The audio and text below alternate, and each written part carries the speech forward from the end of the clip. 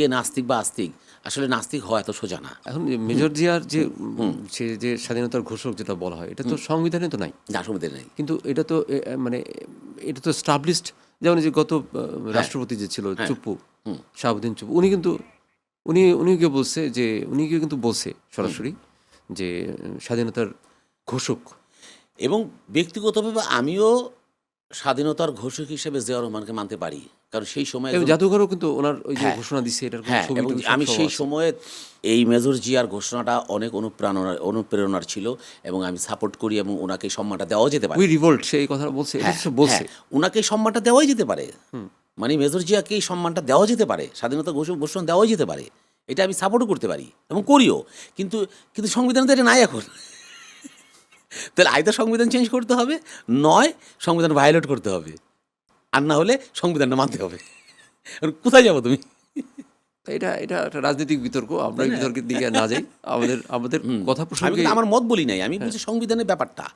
হ্যাঁ, যেমন একজন ডিসি চাকরি চলে গেছে বা তাকে সাসপেন্ড করছে, সে বলেছিল এই জাতির পিতার কথা বলছে, সংবিধানে তো আছে, আমি তো কি ভায়োলেট, আমি একটা ডিসি হয়ে ভায়োলেট করতে পারতেছি না। আপনি চেঞ্জ করেন, গোলাম আজমের নাম বল, গোলাম আজম বলবো, সংবিধানে যেটা আছে সেটাই বলবো।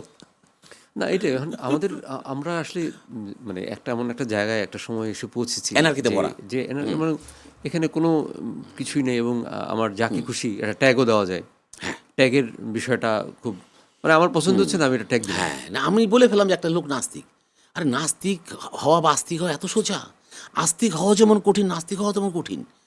একটা বিশ্বাস, আবার বিশ্বাসকে ভায়োলেট করে যাতা ব্যাপার, ওই যোগ্যতা কি আমার আছে?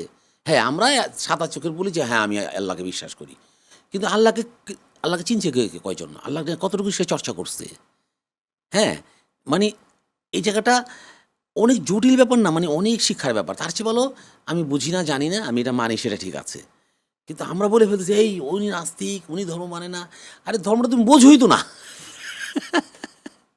যেমন আমাদের দেশে যদি আমি খাঁটি মুসলমান হই, আমার প্রথম কাজ কি? ধর্মটা রক্ষা করা। তা এই যে তুমি যে বললে যে নাস্তিক, তুমি তো এটার কোনো কারণ তুমি বলতে পারবা যে আমি নাস্তিক? না, না, আমি ওইভাবে নাস্তিক বলিনি, আমাকে আমি বলেছি সংশয়বাদী, কিন্তু নাস্তিক বলি নাই। আচ্ছা, জন্মগতভাবে আমি আস্তিক এবং আমার দেখাগুলো সবই তো আমি আস্তিবাদী, আমি যা দেখি বিশ্বাস করি, কিন্তু আমাকে নাস্তিক বলা যাবে না। আচ্ছা, আচ্ছা। নাস্তিক বলতে গেলে যেই লেভেলের আবার বিজ্ঞান চর্চা করা দরকার, যেভাবে যুক্তিবাদী হওয়া দরকার, ওই গবেষণা আমি কখনো করি নাই। কিন্তু এটা একটা সংশয়বাদিতা সৃষ্টি হতে পারে বা অগনস্টিক হইতে পারে মানুষে। অগনস্টিক, হ্যাঁ, বাংলাটা আমি জানি না। অগনস্টিকটা হচ্ছে যে এই বিশ্ব ব্রহ্মাণ্ড নিশ্চয়ই ঈশ্বর বা আল্লাহ, গড কেউ চালাচ্ছে, এটা আমি বিশ্বাস করি। বাট প্রচলিত গল্পগুলো হয়তো মিথ্যা। না, সেটা অনেক বিতর্ক আছে, এটা নিয়ে বিতর্ক আছে। আর এছাড়াও মানে এখানে আরো প্রসঙ্গ আছে যে পৃথিবীতে ধর্ম তো আসলে 2টা বা 4টা ধর্ম না, 4700টা ধর্ম। হ্যাঁ।